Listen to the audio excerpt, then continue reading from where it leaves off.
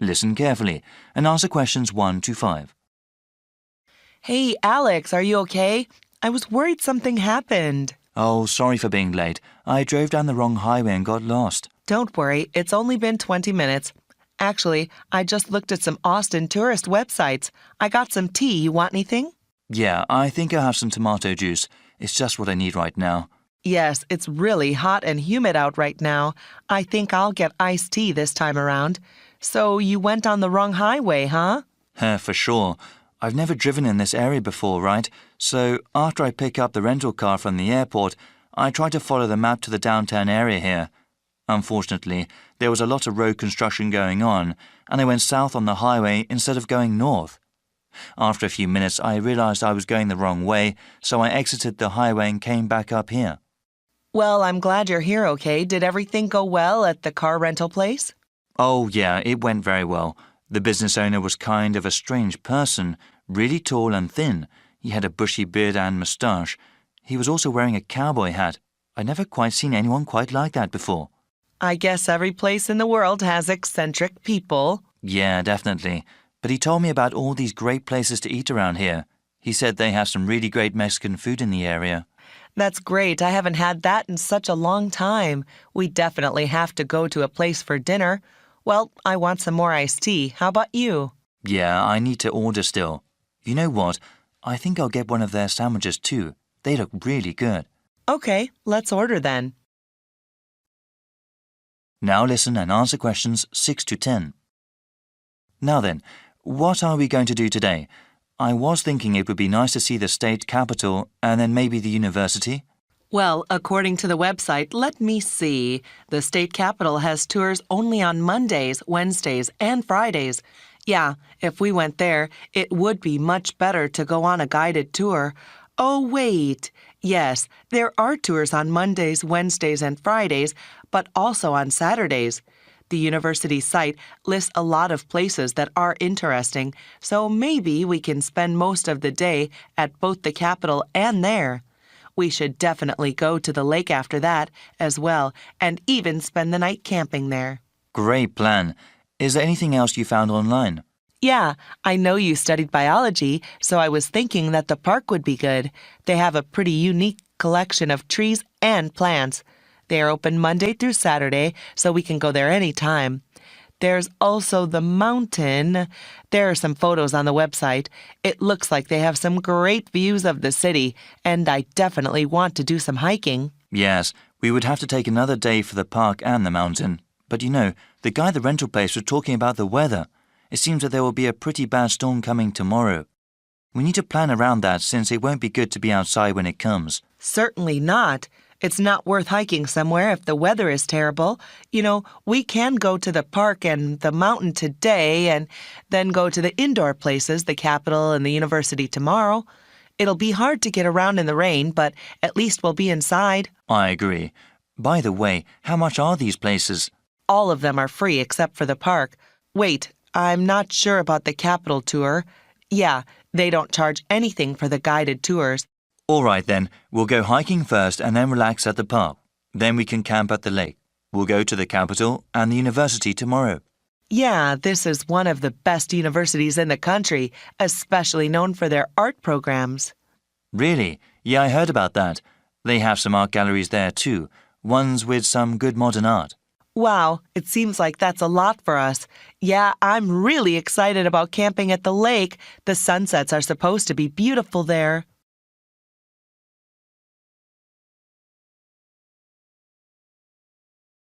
Now listen to the first part of the talk and answer questions 11 to 15. Good morning, everyone, and welcome to the historic downtown area of Harbortown. I'm going to give a presentation on the history of the area before I let you all go. There's great weather today, so I'll try to keep this short. So, from this room, you can see most all of the historic area. This intersection is where the city was first founded, about 350 years ago. The San Gabriel River is wide and deep, and it was an excellent waterway for the movement of goods. Harbortown used to produce lots of beef and oranges. Before the city grew, there was lots of open land for grazing and planting fruit trees. They traded these products with other towns and cities. The weather in this region is excellent for growing oranges because there are warm summers and mild winters. Citrus fruits can't survive in places where there is severe frost. At the height of citrus cultivation, there were over 500 orchards growing citrus fruit. Unfortunately, this fertile land also had lots of oil underneath it. In the rest of the country, new technology required the energy found in fossil fuels. After the first oil wells were tapped, agriculture gradually gave way to industry.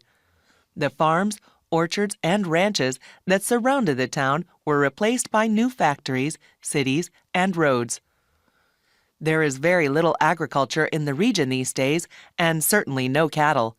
The oil eventually ran out, of course, but other industries such as aerospace and entertainment were established. Well, that's a brief history of Harbortown. You can use one of the computer terminals available in the main office if you want more information. Now listen and answer questions 16 to 20. I will highlight some of the sites here just to give you an idea of what we have in the historic center of Harbortown. You can then explore the area as you please. So, I've already mentioned the intersection where the city was first founded. The main east-west street is called Sunset Road, and the main north-south street is called Santa Monica Avenue. The central office we are in right now is at the northernmost end of Santa Monica Avenue. There are public restrooms here, as well as computer terminals that connect to the internet. Across from the central office is the fruit market. At its height, people from all over the country came to buy fruit from the distributors there. If you travel south from the market and go past the intersection, you will see the Ranch Museum. Here you can learn about the old ranching lifestyle that was such a hallmark of our region. Now, going back to the intersection, if you go west of Santa Monica Avenue, you will find Old City Hall. It is an excellent example of the architecture of the time. In the opposite direction, going east of the main intersection, you can see Sunny Movie Studios. They don't make movies there now, of course, but it was the first company to make movies in our region. Also, the subway station is accessible from all four corners of the intersection. If you didn't take the bus here today, I am sure that is where you came from. Well, thanks again, and I hope you enjoy your visit to the historic area of Harbortown.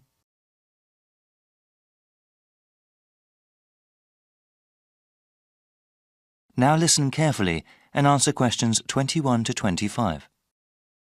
Welcome. My name is Jeremy Holtz. Hello, Jeremy. I was told to come to this office and ask about your continuing education program. I'm interested in taking classes and want to know more about the program. Certainly. We have several different programs depending on your education goals and on what you are doing now. For example, we have continuing education programs for those who want to finish a degree or start a new one, and we also have a program for working adults. Well, I'm working part-time now and I'm interested in completing a degree in business administration. I am working at a hospital, you see, but I want to change my job, either work in hospital management or have my own business. Okay, that sounds great. Many students in our program want to advance in their current careers or even change them. What kind of degree do you have now? I am a registered nurse with a 2-year degree. Great. First, we have to figure out where you want to take classes. We have satellite campuses all over the region. The ones at the city centre are accessible by public transportation but offer fewer course times. A car is the best way to attend classes at our satellite campuses in the suburbs, but they have more classrooms and therefore more courses. Well, I have been saving up for a car, but I don't have enough money to buy one yet. I think the city centre campus will be better. Okay, now we have to decide which program you want to register for. We have night courses, where the classes generally run from 7 p.m. to 10 p.m. Classes during these hours are usually once a week. There are also courses during the day that might work for you, depending on your work schedule. Well, like I said, I'm working part-time and unfortunately I work during the evenings. You see, I'm living at my parents' house right now. My father is quite ill, actually, and since my mother works normal hours, I take care of him during the day and my mom takes care of him in the evening when I work. The city center campus doesn't offer classes during the weekends? No, the suburban one does, but unfortunately, there are no classes during that time at the city centre campus. You know, maybe the online courses will be better for you. Do you have access to the internet? Yes, I have a computer at home. That might be the best way for you then. It's still a new program. We're still working out the bugs, but it will allow you to work part-time, take care of your father, and take classes. The completion of your degree will probably take longer, however.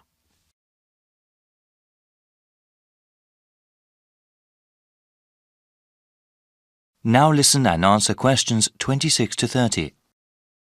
So, how exactly does this work? I'm slightly nervous about studying again. It's been years since I've been a student. Yes, it can be a bit daunting at times. Continuing your education and improving yourself are well worth the effort.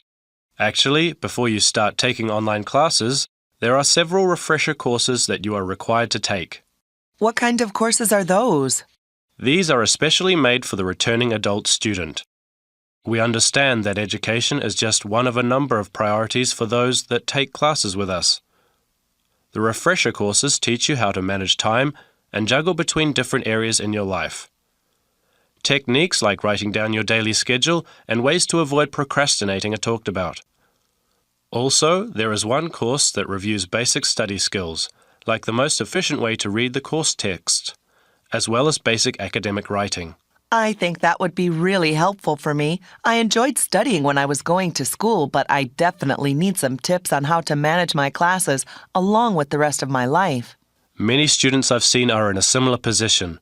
They have to balance both their work and family life with their education.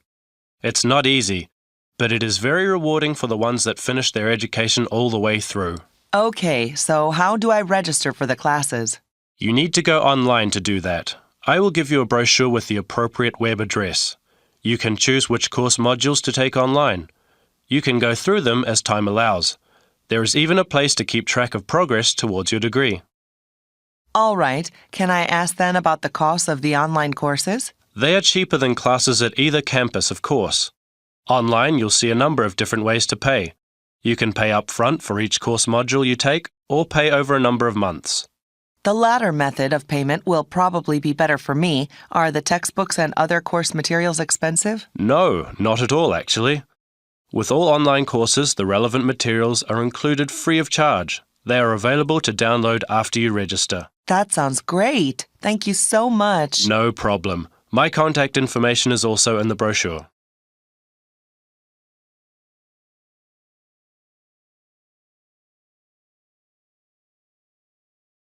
Now listen carefully and answer questions 31 to 40. I am going to talk about one of my favorite animals today, the grey wolf. Similar to other top-level predators, like the shark, wolves sometimes have a bad reputation. It is true, they do sometimes attack herds of livestock that people depend on. In nature, however, grey wolves are a critical part of the ecosystem. Wolves are larger than the average dog. They also have a keener sense of smell since they are not a domesticated species and still live and hunt in the wild.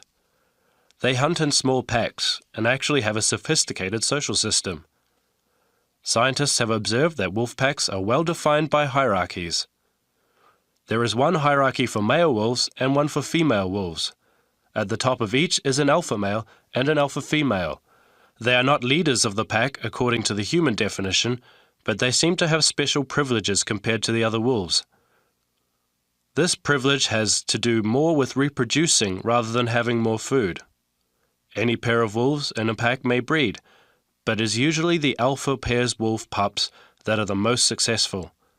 Other pairs may not be able to raise their offspring to maturity, especially when there are limited resources.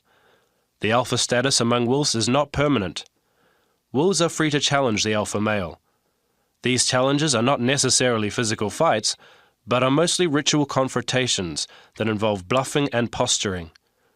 There is always the potential for violence, though, and sometimes the jockeying for the alpha status is fatal for one of the participants.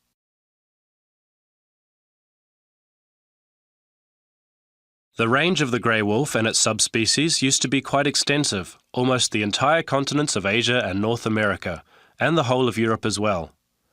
They are now found mostly in Canada, Alaska, the northern reaches of Eurasia, and a few other scattered pockets.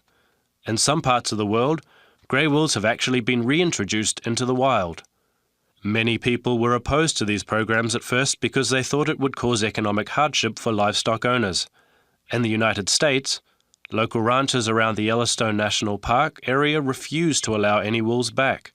Supporters of the program knew that without cooperation from ranchers, the wolves would likely be shot and killed.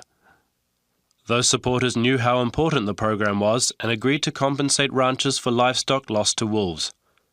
This important compromise paved the way for the reintroduction of wolves to Yellowstone in 1995, where they hadn't been seen for over 70 years.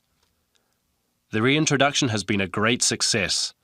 Studies show that the biodiversity within the park has increased and is sustaining itself. After the last grey wolves in the park were killed in 1926, the population of elk and deer soared, decreasing the number of plants available to beaver and moose. The beaver eventually became extinct there. The population of other predator species, like the coyote, exploded. This, in turn, caused rodent populations to crash. This crash led to a decline in bird species like hawks and eagles. These negative trends have all reversed since the wolves came back. As a result, Yellowstone National Park is a better, healthier place. The local economy also benefits because people are not only interested in seeing more biodiversity at the park, but also the wolves themselves. This brings in tens of millions of more dollars annually to local lodgings, restaurants, and stores.